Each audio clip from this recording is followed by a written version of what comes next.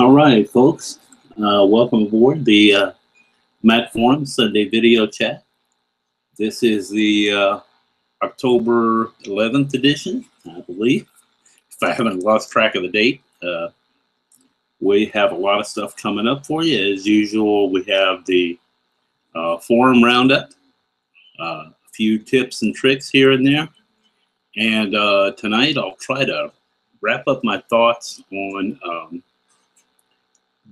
some of the pros and cons of using your smart devices, your iPads, your iPhones, and similar devices as a remote control.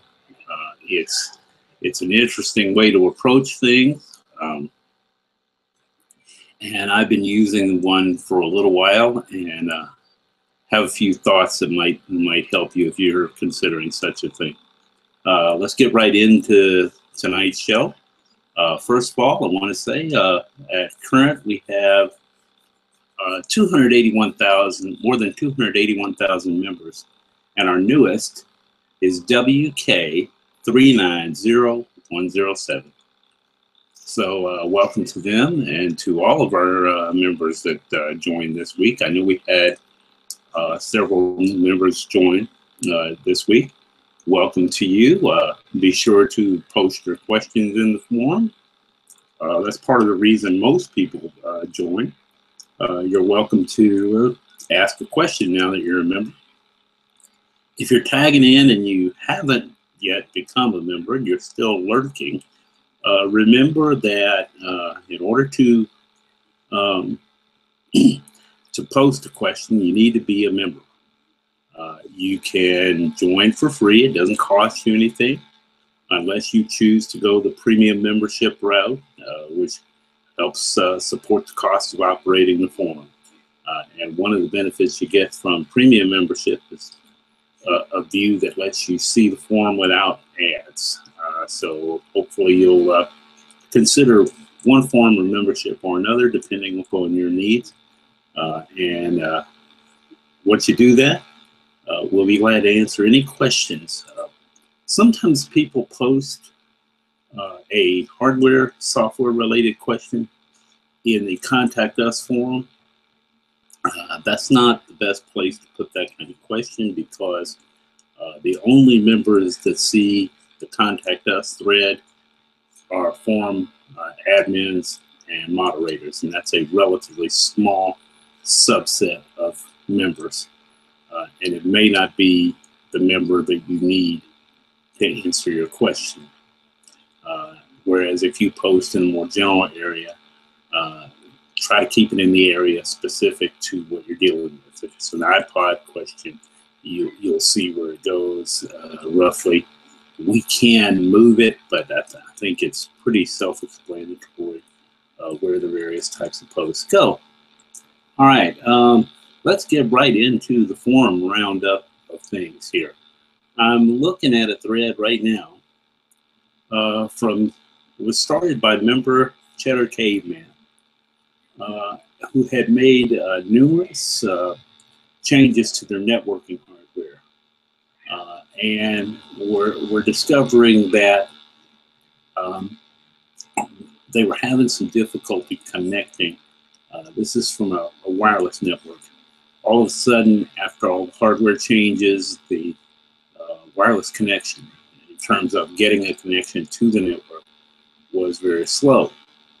And I was kind of at a loss as to what was the problem.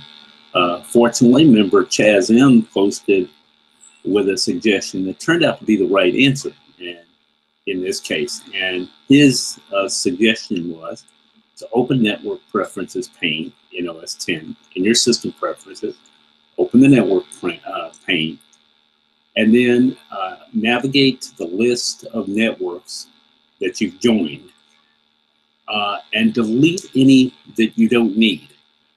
Okay, in other words, maybe you joined a network 6 months ago and you no longer go to that business or whatever, or you don't need it very often. Delete those. And then the second thing is for the networks that you do join, that you do need, go in and make sure that those settings are still correct. Sometimes you'll make a network change, and that will affect your performance. I know for the longest time I was running into an issue. This was some years ago, where one of my Macs could not join the network, and what literally the cause of the entire problem was that when I upgraded the router, they pretty much strongly suggested shifting from web encryption to WPA. And I was using WPA2 encryption for all of the devices at the time. And the problem was that this particular Mac was old enough that it did not support WPA2. And so that was an issue. It took me forever to chase down until I started doing what Chaz suggested, and that is deleting the configurations on that machine and trying to re-add them as needed. So that may clear some up for you. Thanks to member Chaz M for that suggestion. I had not thought of that when I read the thread.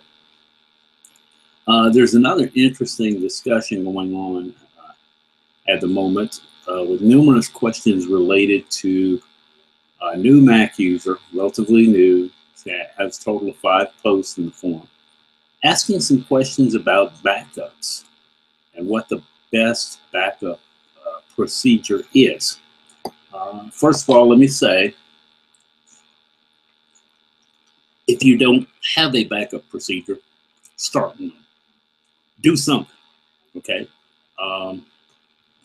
And one of the distinctions that I think is really helpful is to decide a couple of things.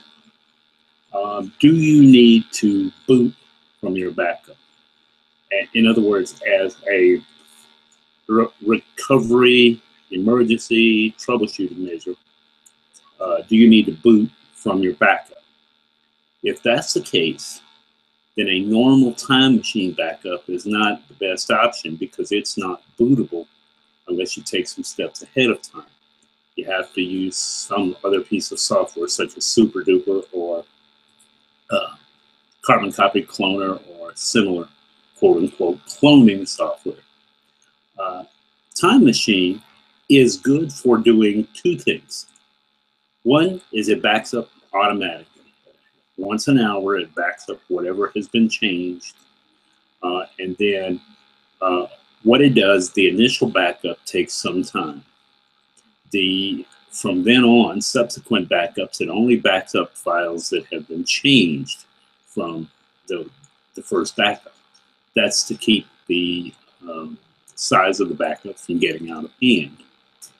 So that's a good alternative, but it doesn't produce a bootable backup unless you do a system clone using cloning software, or you install an OS on your Time Machine backup drive and then add your Time Machine backup to that. But once again, Time Machine is not really the best means of producing a bootable backup. It's great for keeping things current. The thread, and it also lets you back up to previous versions of the file. The thread also currently has some discussion of the pros and cons of offsite backup. And it makes a distinction between, and asks you to think a little bit about what exactly do you need to back up. Obviously, if you're using your Mac in a business environment, your backup needs are going to be a little bit different from a home user who's only using their Mac for personal use, maybe a couple hours a day. Your backup needs are going to be different. That thread has some good suggestions for things to consider. I'll have a link to it in the show notes as usual, so that will give us give us a starting point. Once again, for some of our members, FileVault has reared its ugly head when it comes to the OS update, El Capitan 10.11. Once again, some people are having issues with FileVault. I'm going to strongly suggest to you that if you are running FileVault, before you do the OS update, decrypt that drive and don't let the encryption kick in while the installation is taking place. That's just begging for too much hassle. Decrypt that drive before you try to do the update. Make sure you got everything squared away. Remember that the FileVault is somewhat sensitive to the amount of available space that you have. Also remember, if you have not registered your FileVault password with Apple, FileVault's not going to be able to, Apple's not going to be able to help you rather if you have issues. So as far as password, so make sure you know that password, you have it somewhere where you can access it. I'll have a link to that, those FileVault comments as well. Hopefully you'll find that helpful. And now let's move into a couple of tips and tricks for this week. One of them, the first one, comes from a Macworld article. I think, if I remember correctly, it's my buddy Kurt McLaren writing over at Macworld. In either case, I have a link to this in the notes, so you'll know who did it. Yes, it is. It's one of Kurt's. So this article talks about two different ways of playing music with your or using your Apple Watch. Those of you that are fortunate enough to have an Apple Watch, here's a tip for you that you may or may not have known. I don't think I have mentioned this one before. And I don't have a means of testing it because I haven't bought into the whole Apple Watch thing at the moment. But here's the tip for how to handle that if you want to use the Apple Watch. Okay, there are two different methods that you can use. First of all, when you go to the Now Playing glance, it acts like a controller. You've got a left and right and a pause controller there. You can swipe up and sideways until you see that controller if you don't already see it. From there, you can adjust the volume a little bit. You can advance tracks and the like. The other way, which is somewhat quicker, is to use Siri. Is launch music, and let's say you're running, for example, you're exercising and you don't want to break stride to tap your watch on that tiny display and find the controller that you need. It's easy to use Siri. If you have Hey Siri enabled, you can enable that by going to Settings, General, Hey Siri on the Apple Watch. What you do is hold the watch up and say, Hey Siri, play Grateful Dead, or Hey Siri, play Foreigner, whatever it is that you want to listen to. Now, you can also press the digital crown to activate Siri and give a command. Now, here's something you need to be aware of if you use the Siri options, okay? When you ask Siri to play something, it searches both your phone and Apple Music. And apparently this search occurs even if Apple Music is not visible on the phone. So it may start playing music that is not on your device and therefore use some data without any warning. So you want to be careful about that. As I say, I have a link to the article discussing that.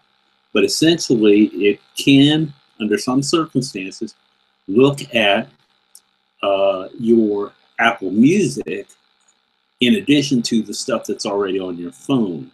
So you want to be careful of that.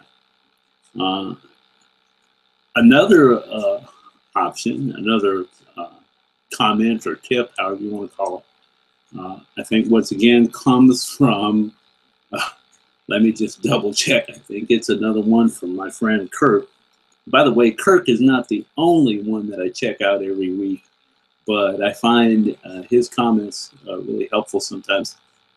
If you've been using iTunes prior to 12.3,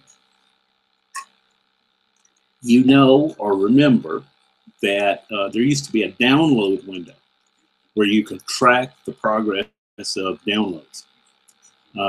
You can almost bring that back in a sense.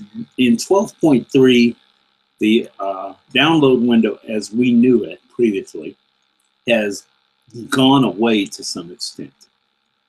It now has activity window, which is for all intents and purposes very similar to the download window. The display is just slightly rearranged.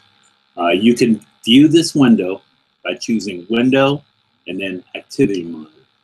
And when you start a download, you'll see that download in the window. All right, so that gives you an idea of another tip that we can use in iTunes 12. This one was on Kirk's website.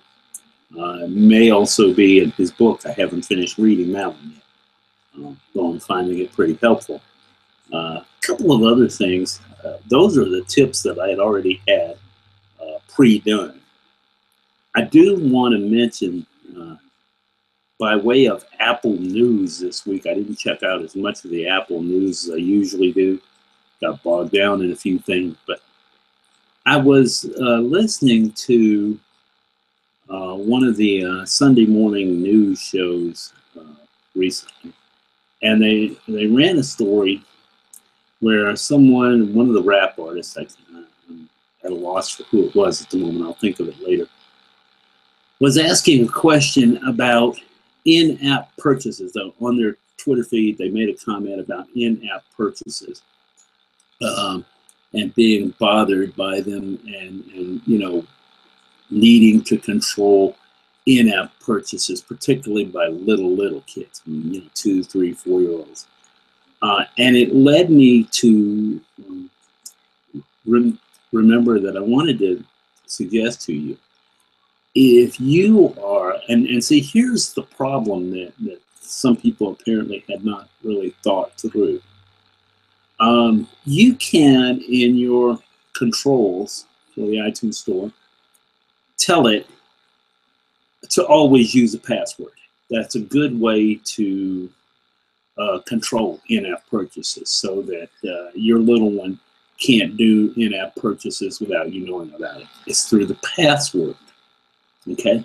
But here's the issue, and I'm wondering about whether this is a problem. I have not tested this yet. I wanted to make you aware of it so you can test it and take appropriate steps.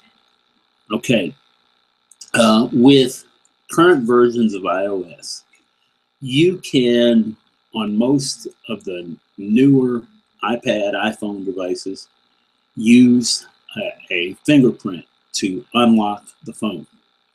And that fingerprint can basically be your password for all kinds of things on the phone. Well, because you now have the ability to store a second fingerprint, some people are putting their kid's fingerprint there because they, you know, allow the child to use the iDevice, and they don't want to have to unlock it each time. Well, the problem is there's a question, and I haven't tested this yet because I haven't stored a second fingerprint on my phone. But the question apparently becomes, can that second fingerprint unlock in-app purchases? So if you have little ones and you've stored their fingerprint on your phone, be sure to check that out and make sure that you know specifically whether that happens or not. As I say, I caught this earlier today and I haven't had a chance to test it yet. But it would seem to me that it's something you need to at least be aware of and take any necessary steps. One of the other things that I wanted to mention to you this evening, I wanted to get back to, excuse me, didn't mean for that noise to come into things. get back to a discussion that we started about 2 weeks ago regarding using your smart device, your iOS devices. And I say iOS, the same thing would apply for Android as a remote. I know some of you are Android users. What I'm about to say is for the most part applicable to a lot of the Android hardware. Well, I haven't played around with it personally. From what I've been able to glean from reading, a lot of the same issues are relevant if you happen to be using an Android device. I started a while back looking for means of consolidating remote controls and setting something, not only using something like a universal remote that control multiple devices, but here's the problem. Even with those types of remotes, yes, you've got one remote, but sometimes you have to push multiple buttons to achieve a very simple goal.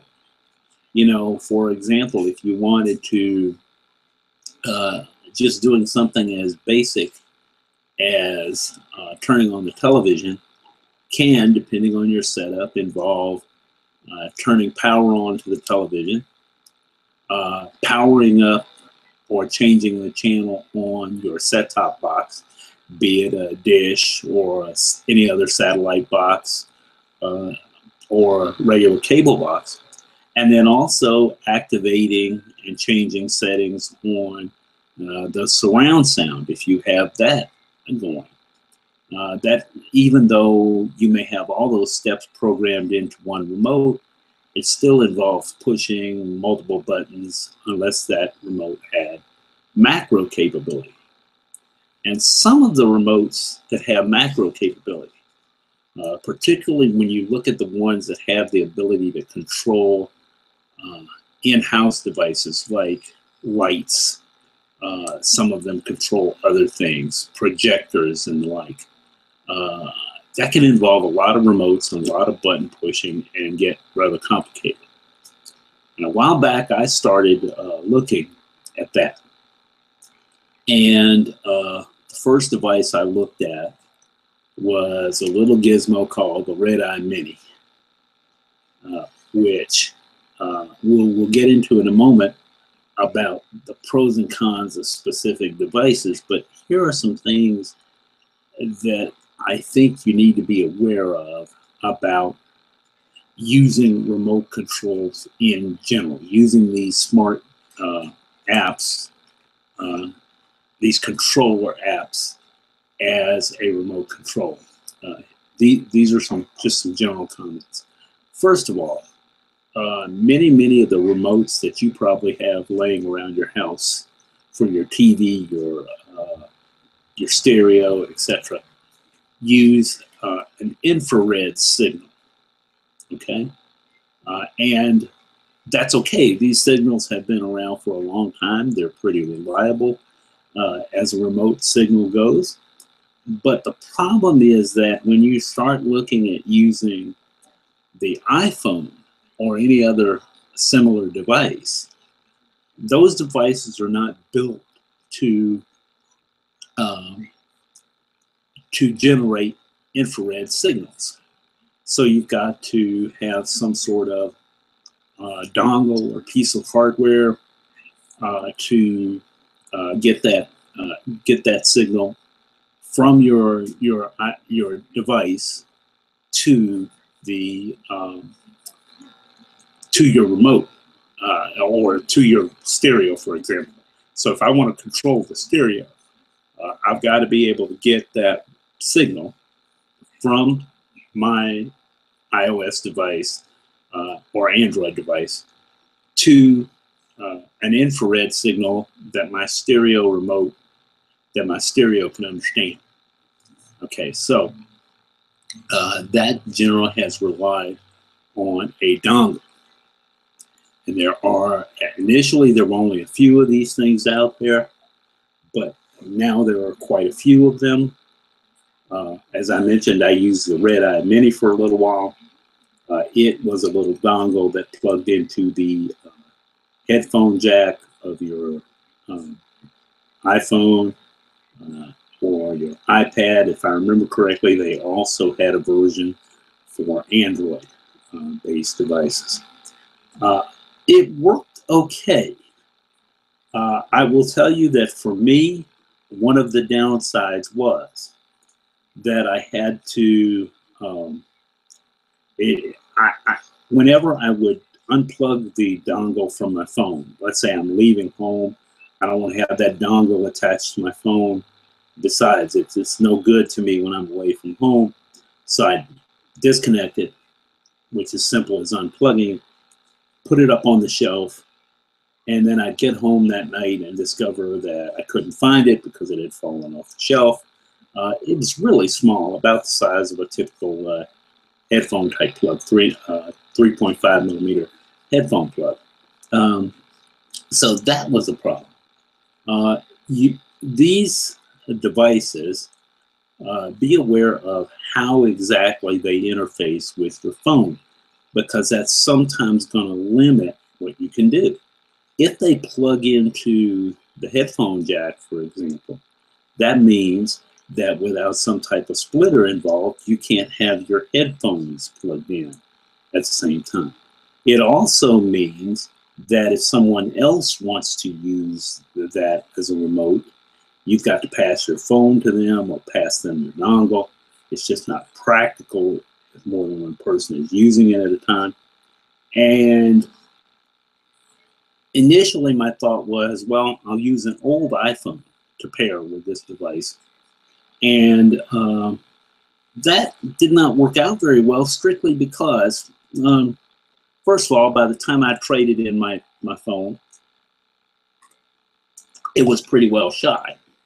And second, if we're trading in our phones, which a lot of carriers require you to do now if you want their really good deal, then you don't have that spare device laying around to attach and use with this type of dongle. So one of my first tips for you is when you start looking, now I'm currently looking at a different, I'm using a different device. I'm using something called the Blue Move. And I like it so far. I may mention some specific things about it in coming weeks, but one of the things that I like about it is that it does not require me to have a dongle attached to my phone. The control code, the software, which is what handles the control codes, it sends out a signal via Bluetooth to a little receiver that then takes that Bluetooth signal and transmits it via IR to my TV, to the stereo, to whatever it is I'm controlling. The software has the capability, and many of these pieces of software have the ability to store multiple commands in one button. On the Blue Move, for example, I can do something like, I have a button on one screen that I created that says Fox Sports, and it will turn on my TV, power up other gear that I'm using, and tune in to the Fox Sports channel. I don't have to remember what channel that is. Some of the software has a built-in guide, TV guide. You punch in your zip code generally, postal code if you're Canadian, and you go from there. That brings up what channels are available in your area. A couple of things to say just in general about using these types of devices. First of all, do a little bit of homework in terms of how the dongle is going to interact with your system. There are some dongles that reside on your network. As I said, the Red-Eye Mini, which I'm no longer using because it went through a period where it didn't seem like the software was being developed and updated. But that one, for example, had to plug in to the headphone jack. The Blue Move, because it uses Bluetooth and it has its own little receiver, each person can have the software on their iPhone or their iPad, have a customized remote that has only the functions that they use or that they want, and then several people can be interacting with the same Blue Move. Now, the way they with the same Blue Move receiver. Now, the way they handle that is, and this is something you have to be aware of and think about. Different dongles have this in different ways. This might not be the right approach for you, but the way they've chosen to handle it is when I pair with that device on my phone, once a certain amount of time has elapsed with no command from my phone, someone else that has the Blue Move software can control that same device. So that way, if, for example, let's say one of your children is using their phone to control the device, they now go off to their room to do homework or whatever. They haven't interacted with the software in a while. Now you can come in and punch in whatever you need using your phone or your iPad, and it should recognize right away with no issues and move on. Not all of the dongles do that, so pay attention to that when you're looking at various dongles. How do they interact? Are they sitting on your network somehow waiting for an answer? A couple of other things. Take a look at, see if you can find if you find a device that you're interested in, do a little more poking around the internet and see if you can find out how good the support is for that software. Because the software is only helpful to you if it's stable and you can get answers to your questions. Now, I did not find either of the two devices that I have tried particularly difficult to program, but I can say thus far I've been impressed with the support that's come from Blue Move because of their willingness to answer questions and how quickly I've had a question answered. Another thing you're going to want to think about is, does this device have codes for the kind of gear that I'm trying to control? And by that, I mean, you can't for most of these devices. If you went down to the local big box retailer and you bought a universal remote, if it didn't know the codes for some of your devices, some of these remotes are teachable in the sense that you put it head to head with your existing remote, punch in a certain code number, then you hit the number on your remote, and it would learn. Because these dongles generally don't have that capability, for the most part, you are reliant upon the manufacturer to continually update their code sets in the software. And occasionally you're going to have a problem that you might need some support for. So check out, most of them have on their website some indication of what gear they support. Even if you have some older gear, it may still work. Some of them are pretty good about supporting older gear. The stuff that I tested some of them with is by no means new stuff, and it seems to be working okay. A couple of other things you want to be aware of. If you do not have, let's say you've gotten the software installed, and before I go any farther with that, let me say something, and hopefully some of the software manufacturers are listening. One of my big gripes about this whole process is, if you went into the App Store into the iTunes App Store, and you did a search for software to control devices, okay, you would find a number of apps in there. Most of them, as I say, require some kind of dongle. Well, here's the problem. You can't, if you download the software to get a look at it and see how hard it is to program, in most cases, you can't really get a good, effective look at how the software works unless you've got the hardware dongle that goes with it. I would love for them to have a good working demo of the software, just so I can get a feel for how customizable it is, that kind of thing. But for most of them, you can download the software without the dongle, but it really doesn't get past the first screen unless you have the dongle attached. And it would be nice to be able to have a demo. Obviously, you couldn't test the codes to make sure they work, but you could poke around and decide, do I like the way they create a new button? Do I like their macro capability? Is the software comprehensible to me? That kind of thing.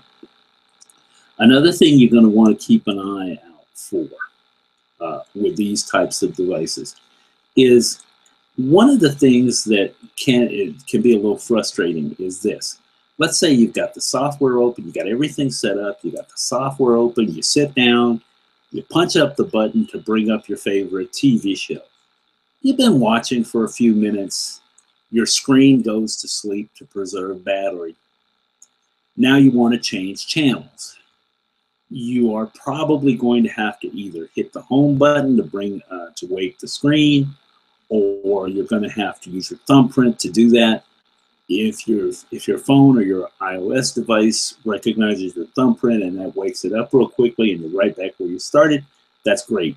But think about that. Sit down one night and make believe you're using the software, and just try to go from the screen being asleep to waking the screen to getting to a piece of software. If those steps are going to bother you, then maybe this is not the right option for you in terms of controlling a lot of gear. It's something you're going to have to think about a little bit. Also, the cost of these dongles can vary significantly depending upon what's involved, how complicated they are. Find out, and there are some standalone remotes that have this kind of capability. Those things can range up to several $100s.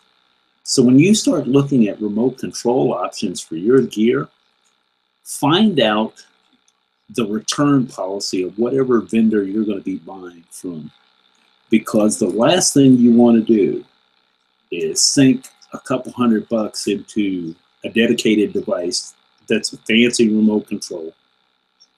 I've seen some that were $400 or $500 somewhere that doesn't do what you want it to do, or does it in a way that you hate.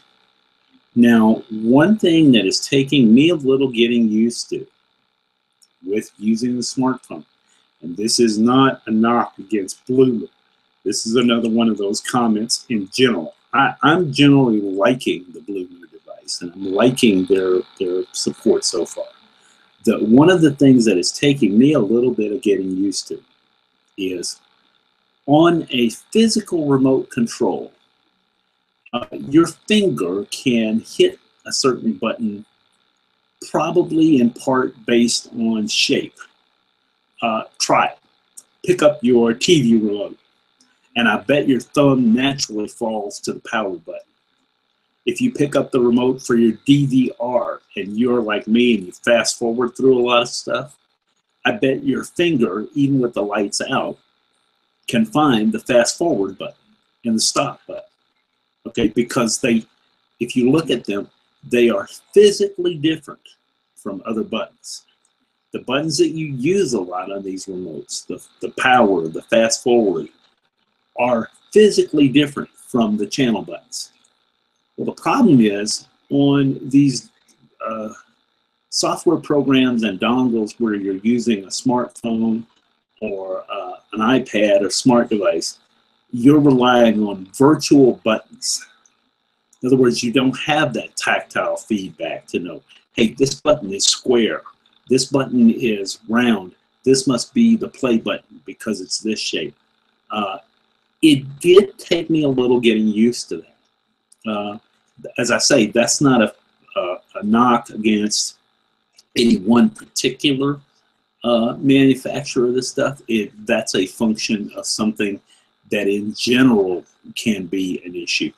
I'm finding that if I go a couple of days without using my device as a remote, I have to think a little bit about where the buttons are.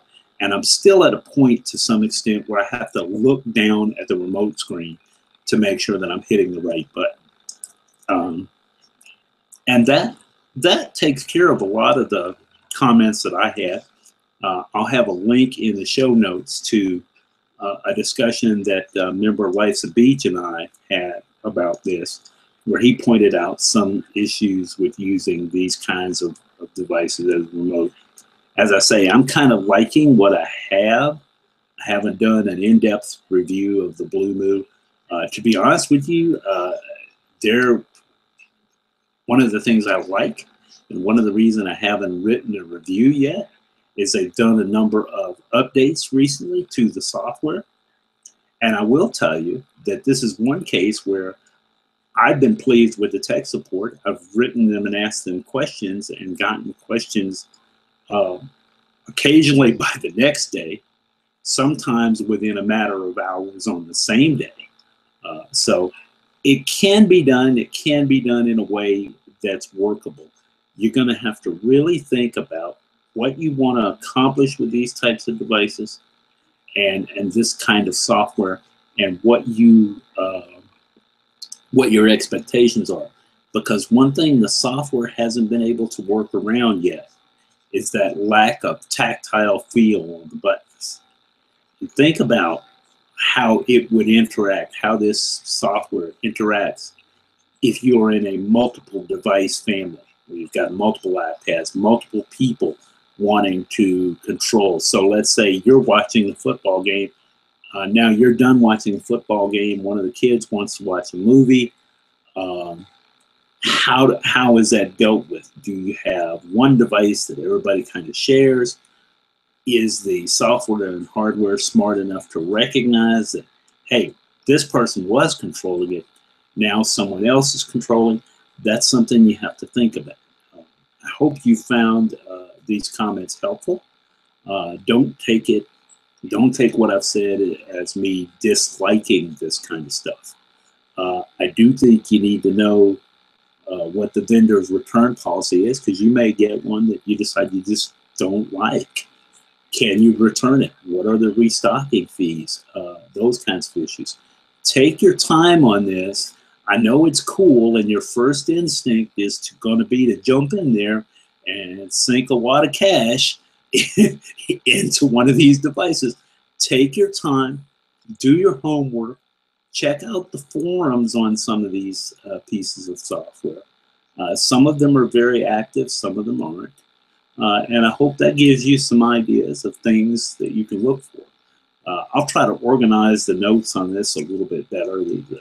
This was kind of an off-the-cuff discussion to try to wrap up what we had started about 2 weeks ago. I completely forgot about it last week. My apologies there. But as usual, I'll have the show notes set up. I may have them up later tonight, as usual. But if not, they'll be up sometime tomorrow evening. And until then, that's going to just about do it for this edition of the Sunday Mac Forum video chat. I hope you find some useful information in the notes. Lots of helpful tips, hopefully. As usual, I'll post a link on the Google page. That link will lead to the Mac Forum thread where you can find all the show notes. And if you scroll back through that thread through previous shows, you'll see links to the tips that are covered in those shows as well. So that's going to just about do it for this week. This is your host, Slydo. Until next week, I'll see you in the forum, and have a good evening.